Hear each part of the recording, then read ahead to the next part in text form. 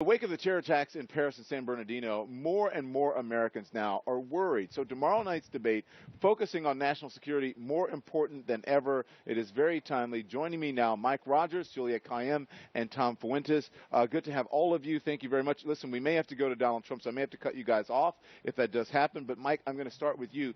As we get into this debate, more Americans are concerned about, they're afraid, 16% see terrorism as the country's #1 problem. That's up just 3% from last month.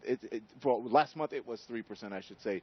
The highest point in 10 years. Americans are much more concerned about terror than about the economy, which may be a bit surprising at this point. So do we have the right, do Americans have the right to be so nervous right now? Yeah, I think so. So you had the largest successful terrorist attack on U.S. soil since 9/11 in San Bernardino. And you don't have to be an expert in national security to take a look at what's going on in the world and know the policy isn't working. So ISIS has expanded its territory. It still holds territory the size of Indiana. It's now operating in some 30 different countries, both recruiting and operationally. It's still well funded. And so when you saw a successful attack after a series of successful attacks, I think most Americans said, hey, wait a minute. Everybody told us everything was okay. It's clearly not okay. I think that's why people are concerned. Well, even just before the president said we contained them, and then all of a sudden you have that attack, and I think that weighs on Americans more. Oh, absolutely. And the president seems very disengaged from where I think people are, where his strategy is. If there's a clearly articulated strategy, I certainly haven't heard it. And so I think that makes people nervous. So when he was trying to reinforce Americans by saying, don't worry, everything's okay, our strategy is working, people could clearly see the problems that were happening, and it was a disconnect that I think really concerned me. Juliette Kayyem, Mike, you're shaking your head in agreement. Yeah, I don't know how you do it. You think of the sheer amount of volume of data. There's something like in the order of billions of communications that we can at least get a look at. Imagine a multiple of that when you talk about social media.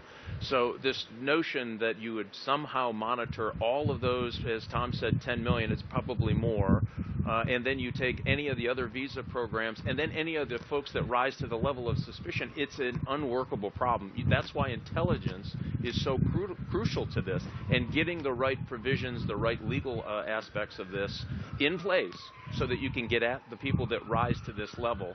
You know, there were some things in this process that maybe they could have gotten at if they had a little bit better intelligence along the way on some collection issues. That's where we're going to have to focus. You can't just say we're going to blanket monitor all social media. It can't happen. First of all, it would be a waste of time. Second, it'd be a waste of money. You have to start narrowing that field, and you do that through more focused intelligence operations. All right, stand by now. Mike Rogers, Juliette Kayyem, and Tom Fuentes. So, Mike, first question to you. President Barack Obama today said the coalition is hammering ISIS, the infrastructure, their military assets, their oil trade, shrinking their territory both in Iraq and Syria. My question is it working? Two-part question. Is it working?